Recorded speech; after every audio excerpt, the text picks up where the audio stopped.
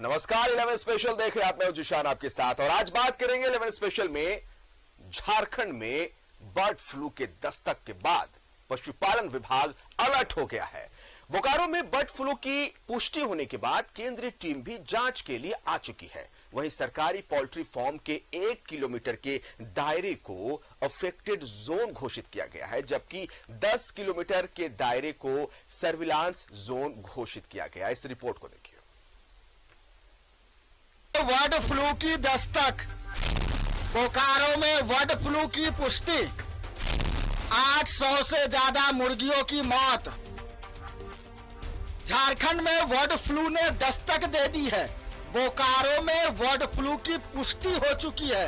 राजकीय कुकुट प्रक्षेत्र में 800 से ज्यादा मुर्गियों की मौत हो गई है, जिसके बाद पशुपालन विभाग अलर्ट है।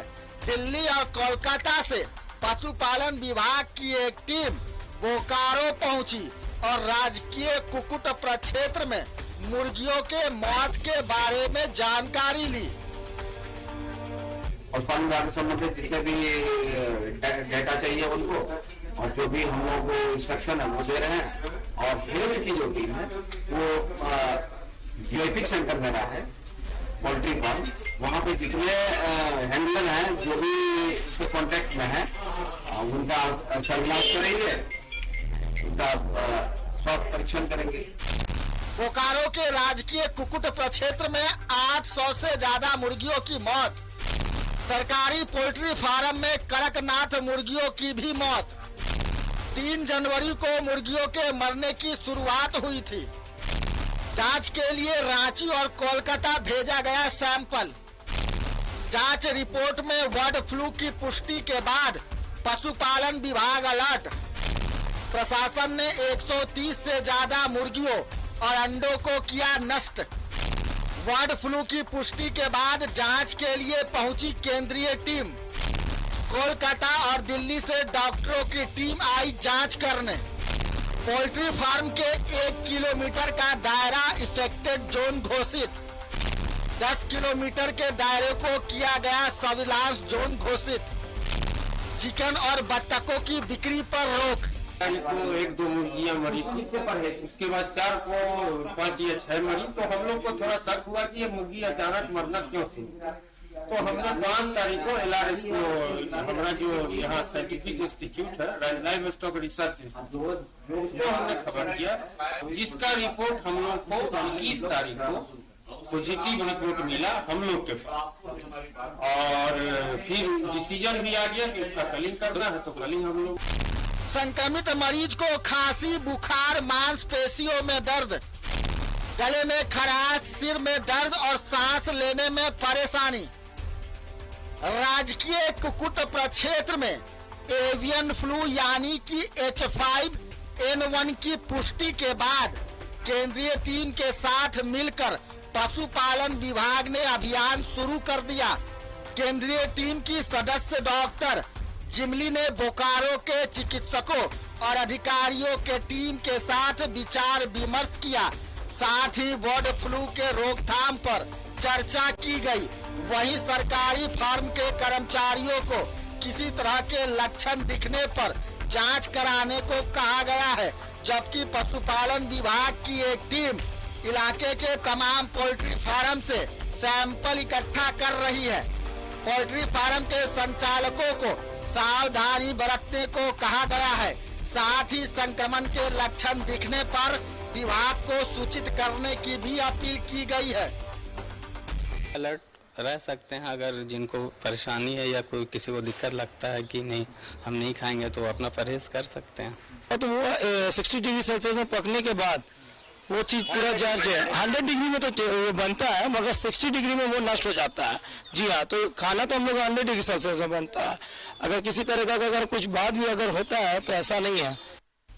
विभाग ने आपात स्थिति से निपटने के लिए चिकित्सकों और अधिकारियों की एक टीम की तैयारी की है।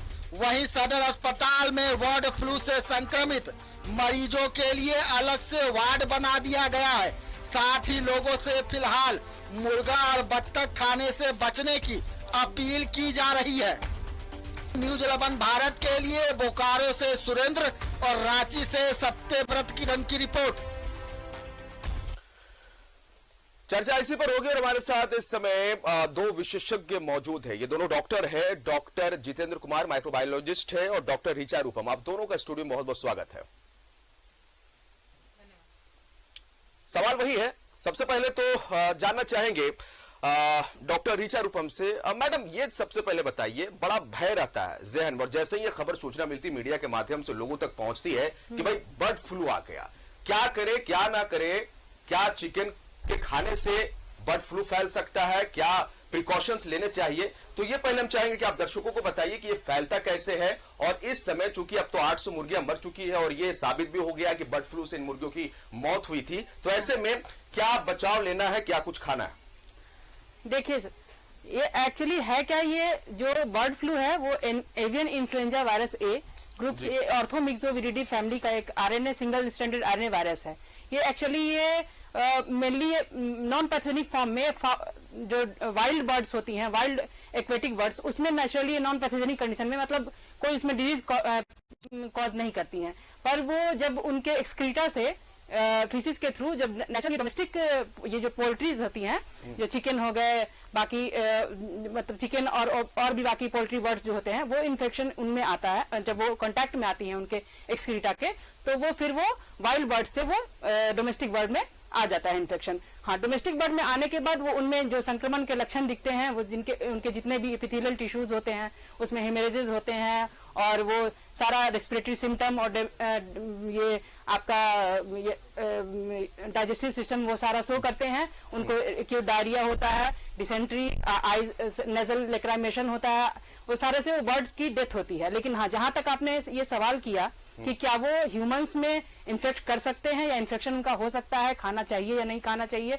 चिकन को, तो मेरा जहां तक कहना है कि है तो ये जूनोटिक कैटेगरी का ये डिजीज, पर ऐसा नहीं है कि आप अगर मतलब मीट खा लिए तो आपको तुरंत हो जाएगा। वैसा अनकुक्ड मीट से हम लोग को बचना है। और जहां पे ये स्प्रेड आउट हुआ है, जैसे बोकारो में एक फार्म है, वहां पे ये पूरा लार्ज स्केल पे वहां पे डेथ हुई है, 485 या 800 जो भी रिपोर्टेड है। तो उस फार्म के कांटेक्ट में जो फार्म के अटेंडेंट हो गए या फार्म पे जाकर के कोई जो काम कर रहे हैं वहां पे, वो अगर उनके एनिमल एक्सक्रीटा के या फिर वहां के कांटेक्ट में आते हैं डस्ट के थ्रू या ड्रॉपलेट के थ्रू, उनमें इन्फेक्शन आ सकता है। वो जब वो कंटामिनेटेड एरिया में जाएंगे तब। लेकिन ऐसा नहीं कि हम यहाँ बैठे हैं और कहीं दूर में फार्म है तो वहां से हमको इन्फेक्शन हो जाएगा, वैसा नहीं है। हाँ, और जहां तक चिकन खाने की बात है, तो चिकन में एज इट इज ये वायरस जो है वो 60 डिग्री सेंटीग्रेड पे 3 घंटे तक लाइव रहता है। लेकिन अगर हम कुक करके, अच्छी तरह से कुक करके अगर चिकन को खाएंगे तो उससे कोई प्रॉब्लम नहीं है जी। हाँ, और डॉक्टर जितेंद्र का रुख करेंगे। और डॉक्टर जितेंद्र, चिकन में चूंकि अभी बात हो रही है कि बर्ड फ्लू जो है वो पोल्ट्री चिकन की बात करते, बहुत लोग ऐसे होते हैं जो ये कहते हैं, एक मतलब उनमें जहन में एक ये मानसिकता बनी होती है कि देसी चिकन खाने से ठीक रहता है, ये तो पोल्ट्री फॉर्म में फैला है, देसी चिकन में ये फैल नहीं सकता है। चौपायों में कहां तक चांसेस है, क्या लक्षण इसमें दिखाई देते हैं? अगर कोई इसके इफेक्ट में आ गया तो क्या लक्षण दिखेंगे, कैसे उसका ट्रीटमेंट किया जा सकता है? जैसे मैडम ने काफी विस्तार में बताया, चूंकि वो उसी चीज के विशेषज्ञ हैं जी, तो उन्होंने बिल्कुल सही बताया कि ये जो वायरस है मूल रूप में बिना संक्रमण किए या बिना किसी प्रकार के बीमारी किए, जिसको हम लोग नॉन पैथोजेनिक बोलते हैं, वो वाइल्ड बर्ड्स में रहता है। वाइल्ड बर्ड्स बेसिकली जो हम लोग समझते हैं, जैसे बहुत जाड़ा जब पड़ता है यूरोप में, तो वहां से बहुत सारी पक्षियां माइग्रेट करके एशियन कंट्रीज में आती हैं यूरोप से। तो वो जो माइग्रेटरी बर्ड है उनको हम लोग बेसिकली वाइल्ड बर्ड्स बोलते हैं। और कुछ जो वाटरफॉल पे या जल प्रपात पे जो पक्षियां रहती हैं, जैसे वाइल्ड डक्स या वाइल्ड गीज बोलते हैं, तो उसमें ये जो ऑर्थोमिक्सोविरिडी फैमिली का जो वायरस है, इन्फ्लुएंजा ए वायरस, तो ये एवियन इन्फ्लुएंजा वायरस जो हम लोग जिक्र कर रहे हैं, ये मूल रूप से बिना संक्रमण, बिना बीमारी किए उनमें ये व्याप्त रहता है। उन पक्षियों के समूह में किसी प्रकार का इन्फेक्शन नहीं होता। पर वो जो पक्षियां हैं, माइग्रेटरी बर्ड्स हैं, या जो वाइल्ड गीज हैं, वाइल्ड डक्स हैं, वो जब आपका जो फार्म में जो मुर्गी पालन होता है, या जो व्यवसाय के रूप में जो मुर्गियों का जो अपब्रिंगिंग करते हैं, उसके संपर्क में अगर आता है तो उनके शरीर में जो नेचुरल वायरस है, उस नेचुरल वायरस के एक्सक्रीटा या मलमूत्र से या सिक्रीशन से जो पोल्ट्री के मुर्गी या मुर्गे में जब वो संक्रमण होता है तो उनमें ये पैथोजेनिक हो जाता है, उनमें ये नुकसान करने का क्षमता रखता है। इसलिए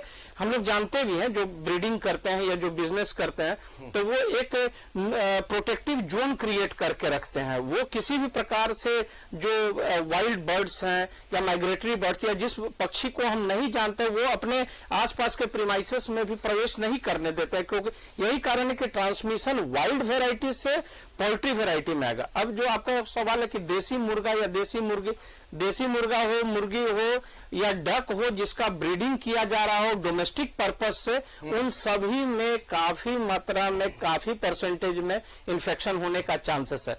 रहा सवाल लक्षण का, तो मैडम ने जैसे बताया भी कि लक्षण ये बेसिकली ये इसमें 2 मॉलिक्यूल होता है, ये एवियन इन्फ्लुएंजा वायरस में, जो ऑर्थोमिक्जिवेरिडी फैमिली, हीमोग्लूटिनिन और न्यूरामिनिडेज। तो इसका जो मूल स्वरूप होता है प्रोटीन का और ग्लाइकोपेप्टाइड जिसको बोलते हैं, वो इपिथेलियम मतलब चिकना पतला सा लेयर जो होता है, जैसे हमारे नाक में है, आंख में है, पेट में है या मलमूत्र के रास्ता में है, तो वो इपिथेलियम में खास करके इसको सटने का ज्यादा प्रवृत्ति रहता है। इसलिए जब ये पोल्ट्री में जब ये इन्फेक्ट होता है तो आंख का इपिथेलियम में जब अगर सटेगा तो वहां हेमरेज करेगा, मतलब खून का थक्का फटता है तो लाल हो जाएगा आंख, उससे पानी गिरने लगेगा। नाक में होगा तो उसका नेजल डिस्चार्ज शुरू हो जाता है।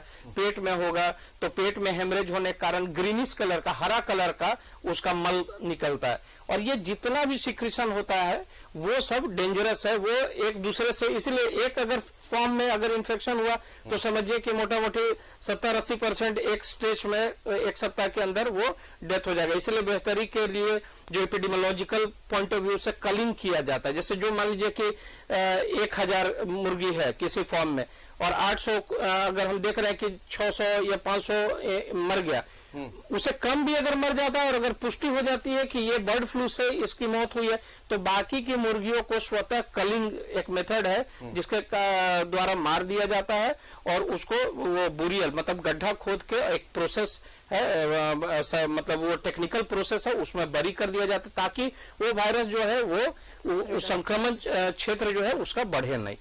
पर पक्षियों से पक्षी में तो होगा जो पोल्ट्री में होता है, देसी हो या विदेशी जो भी पोल्ट्री में, पर जो लोग उसके पालन से जुड़े हुए हैं, रियरिंग से जुड़े हुए हैं, उस बिजनेस से जुड़े हुए हैं, उनमें ये बहुत ज्यादा चांसेस है। बहुत लोग बोल रहे हैं कि इन्फेक्शन बहुत ज्यादा खतरनाक नहीं है। मैं इसको एकदम क्लियरली समझाना चाहता हूँ।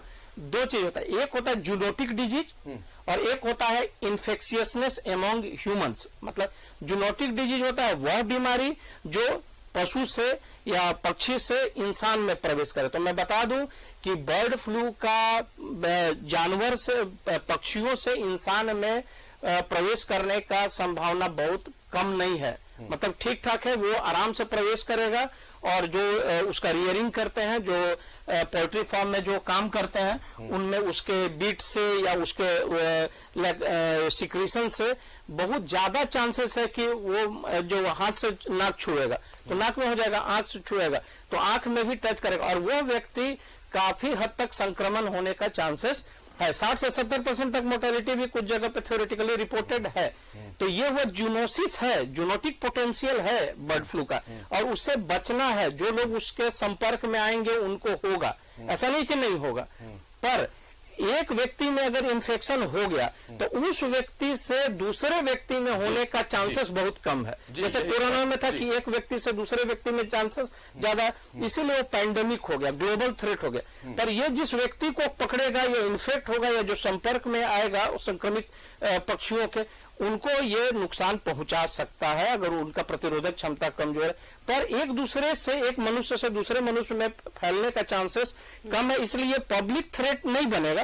पर फिर भी व्यक्तिगत रूप से हम लोग को सावधानी बरतना है कि हम लोग उस क्षेत्र में ना जाएं, या अगर पुष्टि नहीं भी हुई है और अकस्मात अगर मौत हुआ है अगर एक साथ झुंड में, तो उस जगह पे बचिए, चाहे वो कबूतर हो, चाहे वो डक हो, चाहे वो गीज हो, चाहे वो मुर्गा हो, मुर्गी हो, किसी भी प्रकार से पक्षियों का मैं जनरलाइज बोल रहा हूँ, कोई भी पक्षी अगर मत ये आपके बालकोनी में भी अगर पिजन है, कबूतर है, या कबूतर बहुत सारा घड़ा में भी बहुत लोग घर में रखते हैं, तो अगर मरने का चांसेस अगर मर जाती है तो आपको सतर्क रहना होगा, आपको सतर्क रहना होगा। जी डॉक्टर रीचा, हम ये जानना चाहते हैं कि क्या ये वायरस, मान के चलिए ये बोकारो में पाया गया, वहां पर इतनी मुर्गियां मरी, इन्फेक्टेड जोन घोषित कर दिया गया, 10 किलोमीटर दायरे को भी सर्विलांस में रखा गया है, क्या ये आशंका जाहिर की जा सकती है कि दूसरे स्टेट से अपने झारखंड में बर्ड फ्लू आया, या फिर जैसा कि आप बता रहे थे कि कुछ वाइल्ड बर्ड्स है जो दूसरे देशों से, कैरिबियन जो बर्ड्स कहलाते हैं,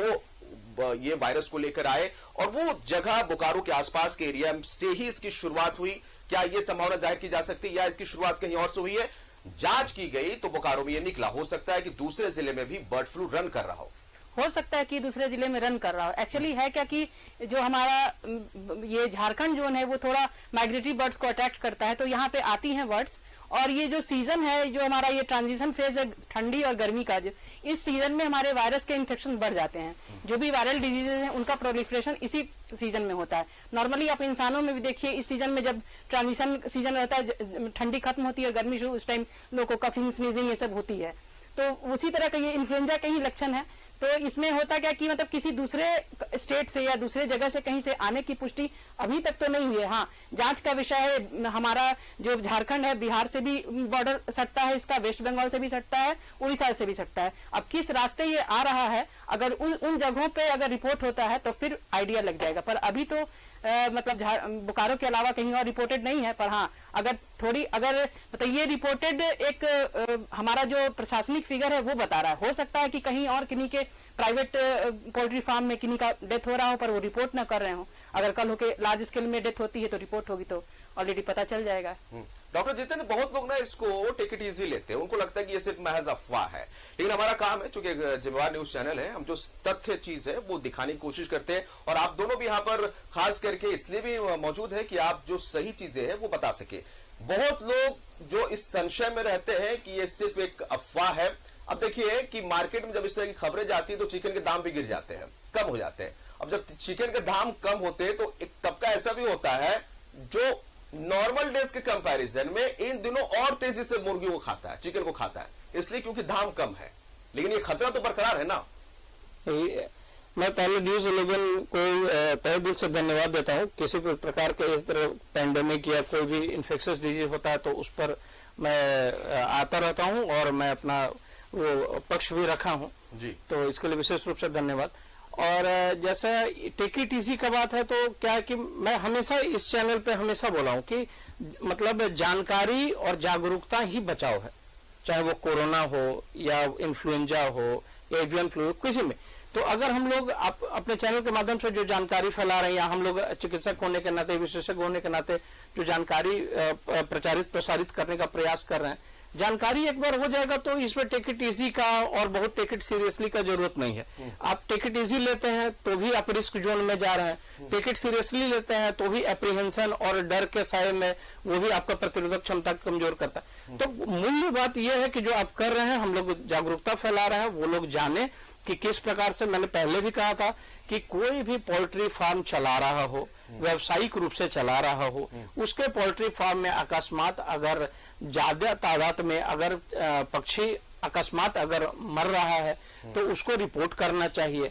दूसरी बात है कि अगर मर रहा है और आपके जानकारी में है तो कृपया आप न जाएं, या प्रशासनिक पदाधिकारियों को या जो उसके नोडल हैं या जो जानकार व्यक्ति हैं उसको, उचित अथॉरिटी को आप सूचित करें, ताकि उसको एक टेरिटोरी, जैसे बोकारो में 10 किलोमीटर को नो एंट्री जोन बना दिया गया, तो उसी प्रकार से आप उसको नो एंट्री रिस्ट्रिक्टेड जोन में कन्वर्ट कर दीजिए।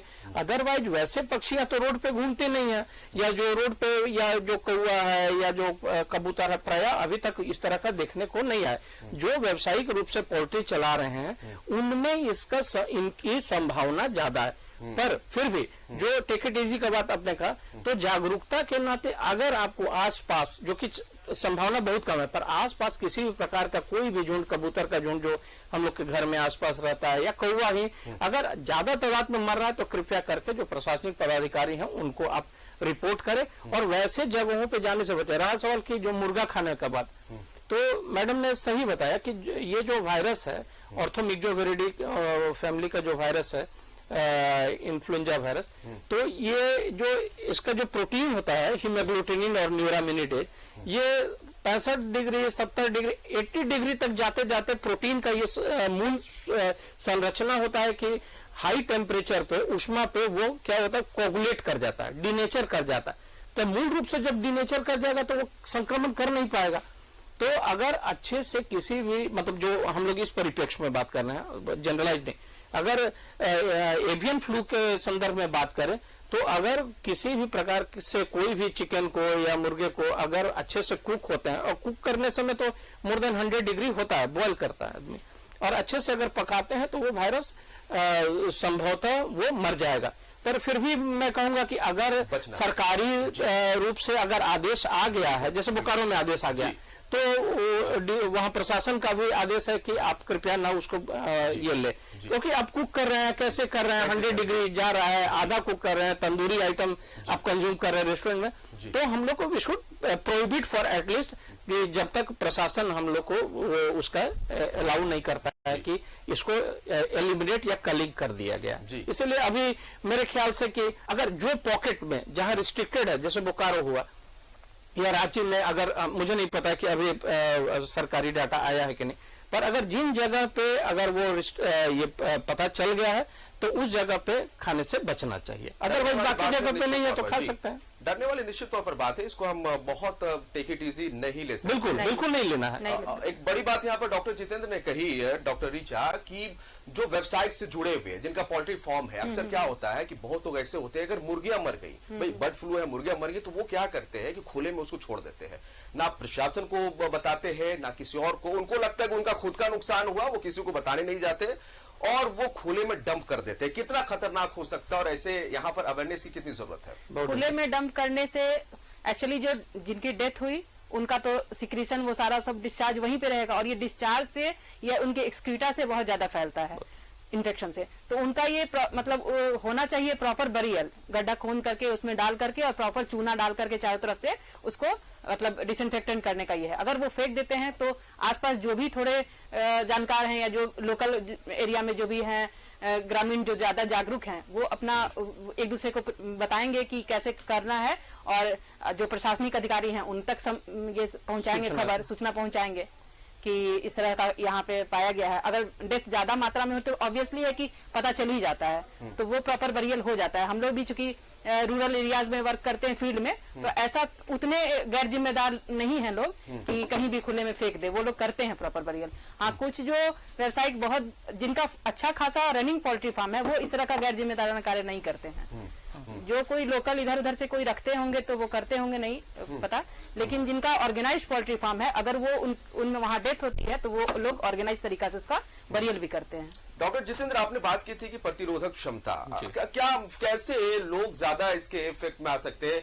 क्या डायबिटिक पेशेंट हो या जिनकी प्रतिरोधक क्षमता कम हो, क्या वैसे लोग सीधे इसके, या यूं कहे कि वो क्विकली आ सकते हैं, वो जल्दी आ सकते हैं? इसके बारे में थोड़ा जानकारी। बिल्कुल, वायरल इन्फेक्शन जैसे कोरोना वायरस हुआ, राइनो वायरस हुआ, ऑर्थोमिक्जो वायरस हुआ, उसी तरह इन्फ्लुएंजा वायरस है, ह्यूमन इन्फ्लुएंजा वायरस है, स्वाइन फ्लू जो सुअर में होता है, उसी तरह से जो चिड़िया में इन्फ्लुएंजा का जो प्रजाति उसको एवियन फ्लू कहते हैं। किसी भी प्रकार का जो भी वायरल इन्फेक्शन है उसका तब तक वजूद नहीं है जब तक वो किसी होस्ट या इंसान बोले या मुर्गी बोले या सुअर बोले, जो पर्टिकुलर होस्ट है, स्वाइन फ्लू के लिए सुअर चाहिए, एवियन फ्लू के लिए मुर्गी चाहिए, तो अगर कोरोना वायरस है तो ह्यूमन चाहिए, मतलब किसी भी प्रकार से होस्ट चाहिए, और होस्ट में वो प्रवेश कर जाने मात्र से इन्फेक्शन नहीं होगा, पहले तो उसको प्रवेश करना है, प्रवेश करने के बाद उस होस्ट जिसमें प्रवेश किया उसका जो मशीनरी है, उस मशीनरी रिप्लिकेशन जो विभाजन करने वाला मशीनरी है,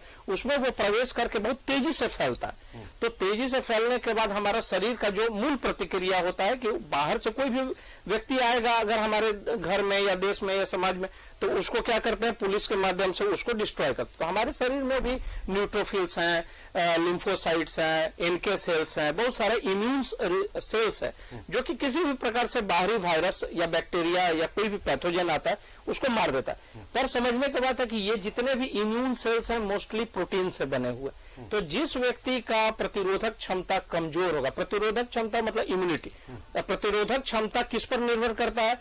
यही जो एलिमेंट्स बताए, पुलिस बताए, जो न्यूट्रोफिल है, लिम्फोसाइट्स है, एनके सेल्स है, तो ये प्रतिरोधक क्षमता इन्हीं पुलिस कंपोनेंट जो हमारे शरीर में व्याप्त है उन्हीं पर डिपेंड करता है। तो जिसका शरीर कमजोर है, जिसको डायबिटीज है, जिसको टीबी हो गया, जिसका प्रोटीन कंटेंट बॉडी का कम है, जो HIV हो गया, तो उसमें पुलिस का जो न्यूट्रोफिल है या लिम्फोसाइट्स है, एनके सेल्स है, साइटोकाइंस है, वो क्या होगा? वो कम होगा।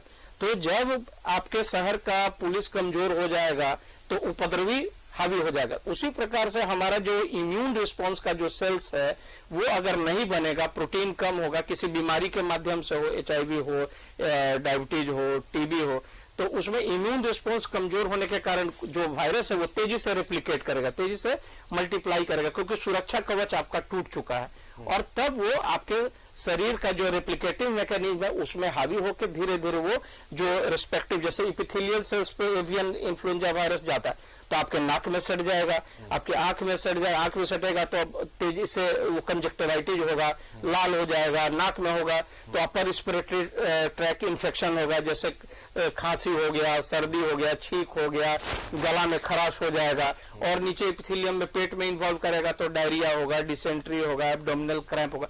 तो डिपेंडिंग अपॉन द लोकाई और साइट कि जिस जगह पे वो अटैच होता है और वहां पे रेप्लिकेशन, पर रेप्लिकेशन के लिए मैं फिर रिपीट करता हूं जो आपका प्रश्न था, रेप्लिकेशन तभी करेगा उस साइट पे जब प्रतिरोधक क्षमता कमजोर हो जाएगा या लड़ने वाला जो प्रतिरोधक क्षमता का जो कंपोनेंट्स है वो उचित मात्रा में ना हो या उसको निष्क्रिय करने में असफल हो। डॉक्टर ऋचा, हजारों हजार केजी चिकन रोज बनता है झारखंड में। पूरे झारखंड की अगर बात करेंगे तो अब तो त्योहार भी आ रहा, होली भी आने वाली है। जहां पर चिकन बनाई जाती है वहां पर तो अमूमन हम देखते हैं कि कोई बहुत हाइजीन मेंटेन नहीं किया जाता है, गंदगी तो वैसे ही रहती है, और अब सिचुएशन आ गया बर्ड फ्लू का। तो क्या सजेशन आप देते हैं प्रशासन को, जो जिम्मेवार लोग हैं, क्या कदम उठाए जाने चाहिए जहां पर खुले में चिकन बनाया जा रहा है, हाइजीन मेंटेन नहीं किया जा रहा, साफ सफाई मेंटेन नहीं किया जा रहा, ये कुछ दिन किस तरह से प्रशासन को इन जगहों पर खास करके ज्यादा ध्यान देने की जरूरत है? इन जगहों जहां पर भी ये मतलब चिकन कटने की दुकान है, दुकानों को वो ओपनली वो एक ड्रम में रख करके वो काटते हैं, और वो उनका जो भी ब्लड होता है या डिस्चार्जेस होते हैं वो ऐसे ही मतलब ये वेस्ट में और वो कहीं भी खुले में छोड़ देते हैं। तो उनको प्रशासन को थोड़ा ध्यान रखना होगा कि जितने भी मतलब इस टाइप की दुकान है उनको ये निर्देश दे दें कि कम से कम जितना भी उनका फेदर हो गया, फेदर से भी, फेदर का जो डस्ट उड़ता है उससे भी इन्फेक्शन होने के चांसेस रहते हैं, तो कम से कम उनका जो फेदर है वो बाकी सारा सेपरेट करके वो एक उनको डंप करना ही एक सोल्यूशन है, उनको इधर उधर नहीं फेंकना है, डंप कर देना है। और हाँ, जहां तक है चूना और मतलब ये डस्टिंग जो है, चूना डस्टिंग कर करके उसको ढक देना है।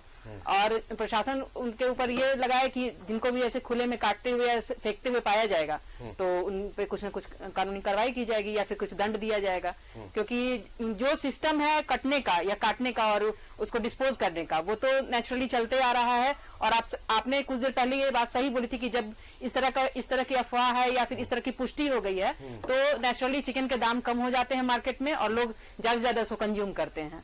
तो लोगों को भी थोड़ा सा अपने मतलब इस पे ध्यान देना होगा कि अपना सेफ्टी को देखते हुए जहां पे बहुत ज्यादा ओवर क्राउडिंग है या जो इलीगल पोल्ट्री फार्म्स हैं जिनका कोई लाइसेंस नहीं, खैर गैर लाइसेंस वाले भी ज्यादातर रोड पे जो भी कटते हैं वो तो गैर लाइसेंस ही होते हैं, लेकिन उनमें भी जो थोड़ा साफ सफाई वाली जगह है उन पे वो प्रेफर करें और कुछ दिनों तक अगर ना खाएं तो कोई वैसे ही मतलब प्रॉब्लम नहीं आ जाएगी, कुछ दिनों तक अवॉइड करना चाहिए। अच्छा डॉक्टर ऋचा, ये जो बर्ड फ्लू है ये बर्ड्स स्पीसीज में ही फैल सकता है या चौपायों में भी आ सकता है? नहीं, चौपायों में नहीं जा सकता है, ये बर्ड्स में ही होता है। इसका बर्ड से और अंडे वगैरह लोग कंज्यूम करते हैं। हाँ, अंडे में भी, अंडे को भी डिस्ट्रॉय किया जा रहा है। बोकारो में जहां भी इसका पॉजिटिव सैंपल है वहां पे अंडों को भी डिस्ट्रॉय किया गया है। अंडा तो उसका अंडा और चिकन दोनों ही सोर्स हैं। और आपने जहां तक पूछा कि चौपायों में एक हॉर्स, पिग और पोल्ट्री, ये तीनों का जीनोमिक सीक्वेंसिंग एक जैसा होता है। तो इनमें जैसे इनमें होने का चांसेस है पर वैसा होता नहीं, मेनली ये पोल्ट्री टू पोल्ट्री ही ट्रांसमिट होता है और इनकेस अगर ह्यूमन उस जगह पे कांटेक्ट में है तो उनको होगा। अच्छा डॉक्टर जितेंद्र, मान के चलिए कि कोई इफेक्टेड हो गया तो क्या वो घर में इलाज करे, क्या कोई दवाइयां जो आप बता सके या फिर हॉस्पिटल जाना पड़ेगा? क्योंकि कई बार तो समझते समझते एक वक्त ही बीत जाता है कि इसको हुआ क्या है। बहुत लोग यहाँ पे अवेयर नहीं, बहुत पढ़े लिखे नहीं होते हैं और बहुत लोग तो अस्पताल जाने से भी बचते हैं, वो सोचते घर में एक दो दवाइयां खा लिए ठीक हो गया। आपका इस सवाल का जवाब मैं पिछले जो संदर्भ में जो जिक्र किया था प्रतिरोधक क्षमता, तो उसी पर जैसे मान लीजिए कि एक तो जाना नहीं है उस संदिग्ध जगह पे या संक्रमित जगह पे जाने से बचना है, पर मान लीजिए कि कोई काम कर रहा है, कुछ लोग तो हमारे समाज में होंगे ना जो कि काम करते होंगे पोल्ट्री फार्म में, तो उन लोग के लिए भी मैं ये खास करके बता दूं कि क्या सिम्टम्स है। अगर वो लोग काम करते हैं, मान लीजिए कि ज्यादातर अगर जो अच्छा खान पान है, अच्छा न्यूट्रिशन है, तो चांसेस है कि वायरस स्वतः समाप्त हो जाता है। वो चाहे कोरोना वायरस हो, चाहे राइनो वायरस हो, कोई भी सर्दी, अभी तो जैसे मैडम ने बताया कि जैसे भी सीजन चेंज होता है, जाड़े से गर्मी या गर्मी से जाड़ा, तो वो ट्रांजिशन फेज में बहुत सारा वायरस का संक्रमण बहुत तेजी से देखा जाता है। मनुष्यों में देखा जाता है या पक्षियों में, जैसे पक्षियों में इसी सीजन में प्राय देखा जाता है। तो उस संक्रमण अगर मनुष्य में, अगर आदमी में हो भी जा रहा है, तो ज्यादा चांसेस है 80-90% आदमी का जो प्रतिरोधक क्षमता मजबूत होता है वो उसको दबा देता है। बात बचा कि 10% का, जिसका थोड़ा प्रतिरोधक क्षमता कमजोर है या बहुत हाई टाइटर में, हाई डोज में दिन भर काम कर रहे हैं, उसका एक्सपोजर ज्यादा हो गया, तो जैसे मैं बताया उसका पैथोलॉजी कि इपिथेलियम आंख में जाएगा, ना आंख में जाएगा तो लाल हो जाएगा अचानक से, ठीक है। सर्दी खांसी इन्फ्लुएंजा, फ्लू जैसे हम लोग बोलते हैं, अरे उसको फ्लू हो गया जाड़ा में, तो फ्लू होता है तो उसमें नोज रनिंग, स्नीजिंग होता है, पर आंख बहुत लाल नहीं होगा, कंजक्टिवाइटिस जैसा सिम्टम नहीं, बहुत सिक्रीशन नहीं होगा या सोर थ्रोट। पर मैं फिर जनरलाइज करके बता रहा हूं, अगर किसी को आंख में लालिमा हो, सिक्रीशन हो, सर्दी हो, खांसी हो, सांस लेने में तकलीफ हो, गला में खराश हो, पेट खराब हो जाए, तो खास करके अभी के परिप्रेक्ष्य में वो बिल्कुल सतर्क रहे और चिकित्सीय परामर्श जरूर ले। घर में किसी प्रकार का मिस एडवेंचर ना करे, एक बार डॉक्टर से दिखा लेना है। डॉक्टर अगर उनके चिकित्सक जो है वो अगर कुछ मेडिसिन प्रिस्क्राइब करेंगे अकॉर्डिंग टू जो बर्ड फ्लू है। और इन्फ्लुएंजा में एक मैं दवा भी बता दूं, वैसे ये प्रयोग नहीं करना, पर हम चिकित्सक उसको लिखते हैं, ओसेल्टामावीर जो है टाइमीफ्लू के नाम से, वो देने से बहुत हद तक उसका रिकवरी होता है। पर फिर भी मैं फिर से रिपीट करता हूँ, आग्रह करता हूँ, विनती करता हूँ कि किसी को भी अगर फ्लू जैसा लक्षण होता है, सर्दी खांसी बुखार, पेट में खराब, लूज मोशन, डिस्चार्ज, तो कृपया चिकित्सीय परामर्श अवश्य ले। नहीं, आपने चिकित्सीय परामर्श की बात कही और बिल्कुल सही बात कही है। एक एडवाइस आपसे हम जानना चाहेंगे। मान के चलिए कि सरकार के स्तर पे, मान के चलिए, देखिए कोई चाहता नहीं कि बीमारी फैले, कोरोना ही आया, कितने लोगों की जानें चली गई, कोई चाहता नहीं, लेकिन सतर्कता बहुत जरूरी होती है। इससे पहले कि कुछ वास्ट हो, कुछ बड़ा हो, हमें तैयार तो रहना है। भले वो बीमारी आके निकल जाए, किसी को पता भी ना चले, लेकिन तैयार रहना ही बेहतर, आप ये कह सकते हैं कि ये है। तो हम ये जानना चाहते हैं आपको कि क्या स्वास्थ्य विभाग को कई जिलों में क्या इस तरह के कोई परामर्श केंद्र खोलने की जरूरत है, खास करके इस तरह की जो, क्योंकि ये रेगुलर चीजें नहीं है कि रोज की जिंदगी में इसको देखने सुनने को मिलता है। ये दौर आता है, टाइम आता है, अचानक से बर्ड फ्लू आ गया, अचानक से ये, तो क्या हर जिले में ऐसा कोई परामर्श केंद्र होना चाहिए या इससे जुड़ी दवाइयां मुहैया होनी चाहिए, ताकि अगर ऐसे सिचुएशन बने तो तुरंत से आप कंट्रोल कर सके? देखिए, जैसे डेवलप्ड नेशन जो बहुत विकसित राष्ट्र हैं, उनमें इस प्रकार का कोई भी इन्फेक्शियस डिजीज होता है तो उसके लिए जिला लेवल पे या किसी मतलब स्टेट लेवल पे वो सेल्स होता है। जैसे आप बता रहे जो परामर्श केंद्र होते हैं, ये वो पब्लिक हेल्थ पॉइंट करके उसको एक्सप्लेन करते हैं, या किसी को अगर कुछ पूछना है तो वो लोग वो जाके वहां पे परामर्श लेते हैं, या वो समय समय पर किसी प्रकार का पैंडेमिक आता हो या आने की आशंका हो तो उसके लिए जो विशेष रोकथाम है उसका उपाय करते हैं। पर अगर हमारे देश में मान लीजिए कि अभी बर्ड फ्लू आया या कोरोना आया, तो सरकारी रूप से भी या प्रशासनिक रूप से भी मेडिकल कॉलेजेस में भी बहुत व्यापक रूप से जन जागरूकता का कार्यक्रम चलाया गया। आप भी बेहतरीन काम कर रहे हैं जो जागरूकता फैला रहे हैं। तो ये मीडिया भी तो एक बहुत बड़ा व्यापक माध्यम है जिससे कि लोग सुनते हैं आपके चैनल को और वो लोग जान रहे हैं। अखबार में भी काफी व्यापक रूप से आ रहा है। तो अगर देखा जाए तो मीडिया के माध्यम से, चाहे टेलीविजन मीडिया या प्रिंट मीडिया के माध्यम से भी जागरूकता फैलाने में किसी प्रकार से कोई कमी नहीं है। बाकी हम चिकित्सक भी हैं तो हम लोग से भी पूछा जाता है तो हम लोग भी अपने सामाजिक स्तर पे हम लोग बताते हैं। पर अगर कोई परामर्श केंद्र बनता है सरकार के माध्यम से तो वो बिल्कुल सराहनीय होगा और प्रशंसनीय है, उस तरह का होगा, उससे लोगों को फायदा हो। मैं फिर से कोरोना और इसको हम लोग कंफ्यूज ना करें। कोरोना एक व्यक्ति से दूसरे व्यक्ति में होने का संभावना, ट्रांसमिशन बहुत फास्ट था और अभी तक फिलहाल अभी तक जो रिसर्च बता रहा है या जो स्टडी बता रहा है, एवियन इन्फ्लुएंजा का मैंने पहले बताया था कि वो संक्रमित पक्षियों से इंसान में होने का संभावना है, पर एक इंसान संक्रमित बर्ड फ्लू इन्फेक्टेड इंसान से दूसरे इंसान में फैलने का अभी पुष्टि नहीं हुआ है, इंटरनेशनल लेवल पे भी नहीं हुआ, इसलिए थोड़ा सा रिलैक्स हो सकते हैं। पर वही है कि बहुत ज्यादा इजी नहीं लेना है, कब क्या हो जाए, ये तो म्यूटेशन बहुत फास्ट करता है, कल के डेट में स्टडी में पता चला कि ये भी फैलने लगा, तो इसीलिए बचाव ही, सावधानी ही सुरक्षा है। तो ये तमाम चीजें जो डॉक्टर जितेंद्र और डॉक्टर रीचा बता रहे थे यहाँ पर बैठ के, हमारा उद्देश्य बस एक ही है, कंफ्यूजन किसी तरह का ना हो, और अगर ऐसी सिचुएशन बन जाए तो फिर क्या करना है, वो तमाम चीजें यहाँ पर, क्योंकि हमारा मकसद एक ही है कि हमारे दर्शक, झारखंड की जनता सेफ रहे।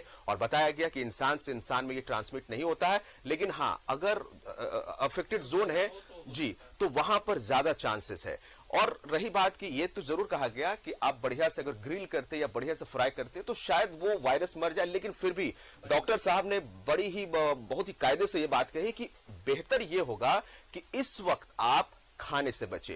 और रीचा मैडम ने बड़ी अच्छी बात कही है कि वैसी जगहों पर जहां इस तरह के केसेस सामने आते हैं फौरन प्रशासन को इत्तला करना चाहिए, और बढ़िया से मिट्टी के अंदर अगर मुर्गियां मर जाती है तो उसको डिस्पोज करना चाहिए ताकि एक जगह से दूसरी जगह ये फैले नहीं। बहुत बहुत शुक्रिया आप दोनों डॉक्टर्स का, इतनी बेहतरीन और इंपॉर्टेंट अपने जो सुझाव है हमारे दर्शकों को देने के लिए, बहुत शुक्रिया आप दोनों का।